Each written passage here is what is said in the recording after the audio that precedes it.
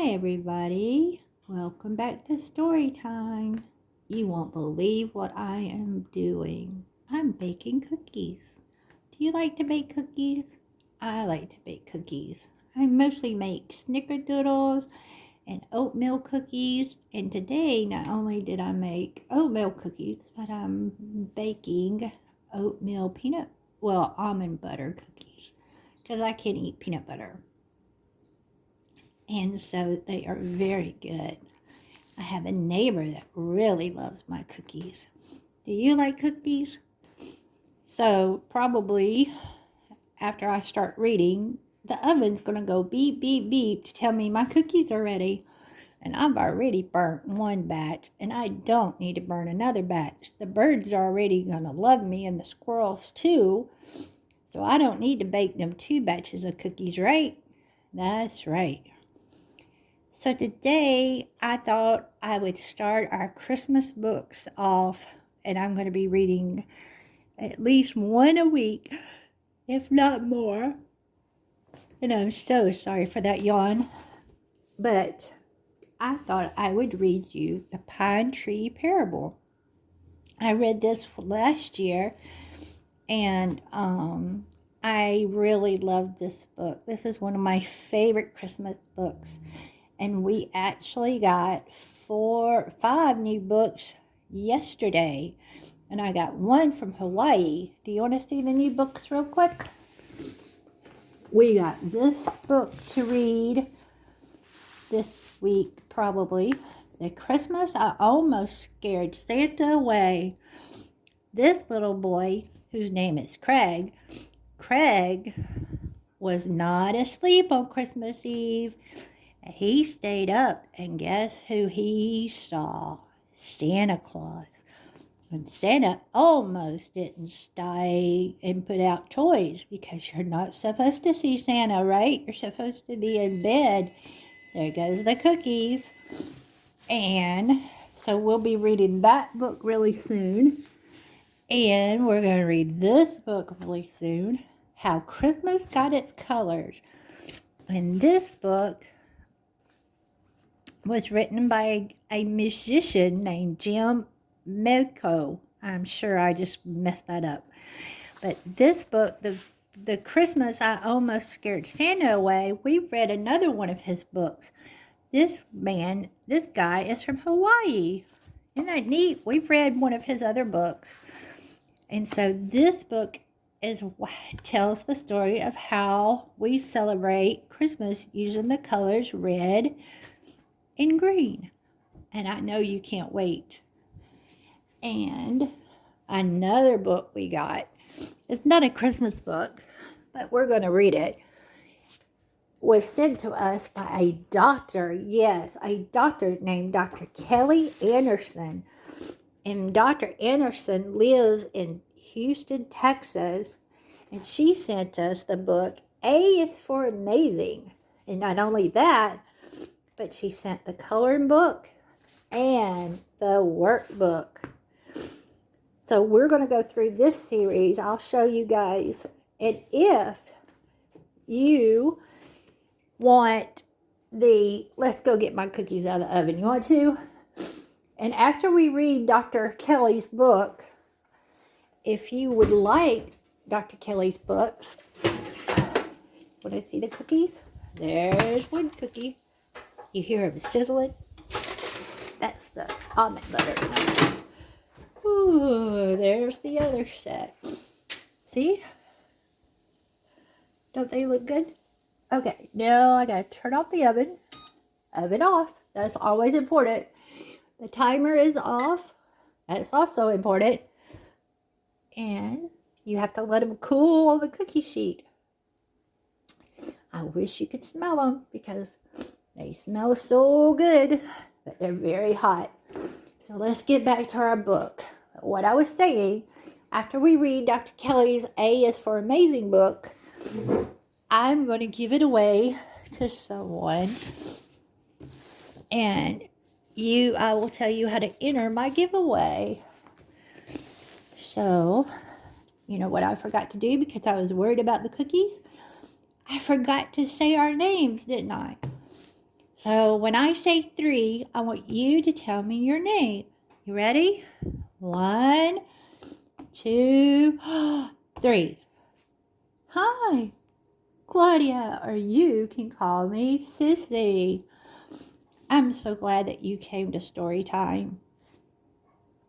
Now, what else do we do? Oh, I know. Let's say hi to Caleb. Caleb lives in Canada, and I bet it has snowed in Canada. Is it snowing, Caleb? And let's say hi to Journey. And let's say hi to everybody here in Storytime, because we all like each other here at Storytime. And now let's say our poem so we can settle down for our story. You ready to say it with me? Gather your children and gather your blankets, your bears, and your pine trees too. And let's all settle down because I have a story to read to you. Yes, you. And this book is written by Miss Liz Curtis Higgs. And we've read another one of her books. Remember the Parable of the Pumpkin? We read that book, and that was written by Miss Higgs. And I really like Miss Higgs books. Sorry. That was a little tongue-tied. You can find this book on Amazon and probably at Barnes & Noble's. So let's all settle down and get ready for our story, The Pine Tree Parable. Every spring, the farmer planted flowers. Every summer, he grew fruits and vegetables. Every fall, he harvested bright orange pumpkins. Do you see the pumpkins? Do you see the corn and the watermelon? Do you see the farmer in the barn? I know you see the dog. And every day of every year, the farmer grew the tallest, whitest, biggest, greeniest, loveliest crop of all, Christmas trees. He plants a pine tree and the rain makes it grow. Isaiah 44:14. Did you know that even the Bible teaches us that the rain makes the pine trees grow? The farmer and his wife began planting seedlings, that's what a baby tree is called, when their children were small. Each year the family grew, and so did the little pine trees. The trees were quiet. The children were noisy, but the farmer's wife loved everything that grew on the farm. Children are a gift from the Lord. Psalms 127, verse 3. Did you know that you are a gift to everyone? Everybody's a gift to each other, aren't we? One chilly November day, the time finally came to sell the pine trees to the neighbors. People bought the fine-looking trees, which soon filled many homes with the fragrance of Christmas.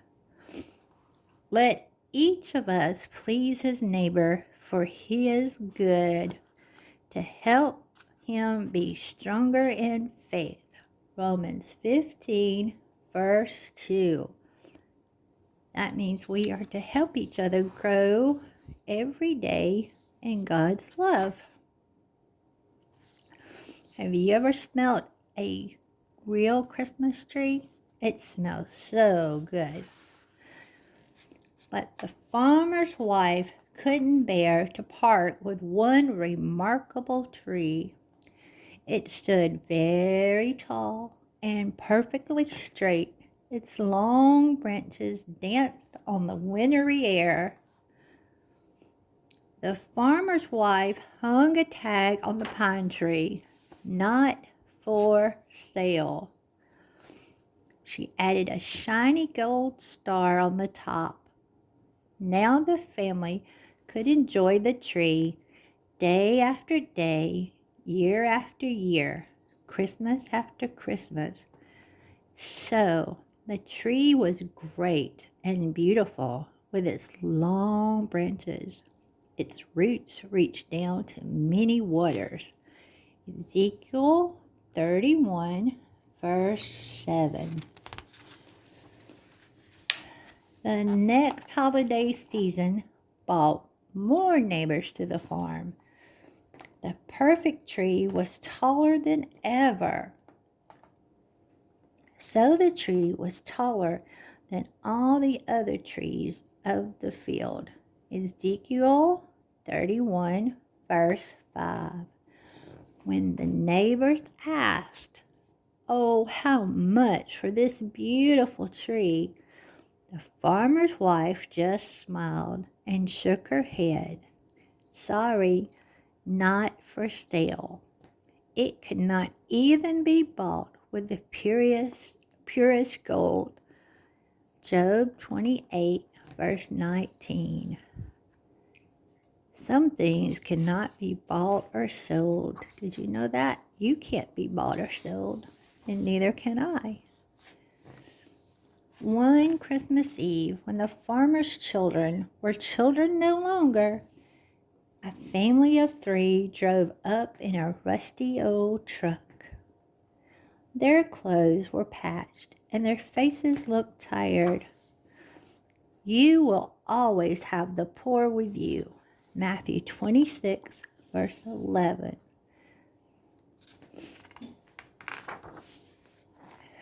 They trudged up and down a row of trees that no one else wanted. I like that little tree, don't you? The trees had missing branches and crooked trunks. Do you see the rabbits? I do. There's one. Do you see the bluebird? And there's another bunny. Those trees were free. They were the only kind of Christmas tree the family could afford. The rich and the poor are alike in that the Lord made them all. Proverbs 22, verse 2. We are all equal in God's eyes. No one is better and no one is less than. We are all the same in God's eyes. The little child found her way to the tallest pine tree. She stood at the foot of it, looking up through the sweeping branches to the glittering star on top. "Oh my," she sang out, "can we buy this one?"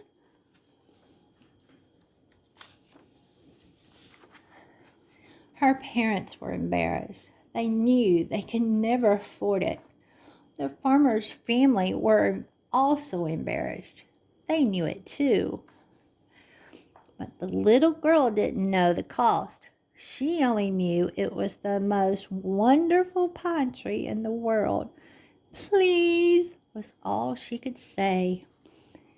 It is sad when you don't get what you hope for. Proverbs 31, verse 12. The little girl was so poor, yet so full of hope. What could the farmer's wife say to her? What could she do? We're all poor, but we should all have hope. Whoever accepts a little child in my name accepts me. Matthew 18, verse 5. The farmer's wife took a deep breath. "I'm sorry," she said. "This tree is not for sale, but we'll like you to have it as a gift." Being kind to the poor is like lending to the Lord. The Lord will reward you for what you have done. Proverbs 19, verse 17. Have you ever bought a present for a little boy or a little girl from the angel tree? Have you ever gave money to the big red container when you see the bell ringers in front of the stores? I have. That's a good thing to do. The little girl's parents could not speak a word. What a kind and generous gift! The farmer's wife did not even know them. They were strangers. The whole law is made complete in this one command: love your neighbor as yourself. Galatians 5, verse 14. The farmer smiled at his wife. Well done. His smile seemed to say, the gift is good. Each one should give, then, what he has decided in his heart to give. God loves the person who gives happily. 2 Corinthians chapter 9, verse 7. The Bible teaches us that God loves a happy giver. As the farmer took his saw to the bottom of the trunk, the child could not keep her joy inside. She leaped up and down. Hooray, hooray, the tree is ours. When wishes come true, it's like eating fruit from the tree of life. Proverbs 13, verse 12. The farmer's wife watched her favorite pine tree as it fell to the ground. Tears shone in her eyes. She brushed them away like snowflakes. Yes, it was a great sacrifice, but it brought even greater joy. Isn't that just like Christmas? You know that Christ was rich, but for you he became poor. Christ did this so that by his being poor you may become rich. 2 Corinthians chapter 8, verse 9. The end. Did you enjoy the pine tree parable? I did. And I want to thank Miss Higgs for sending me this book many, many years ago.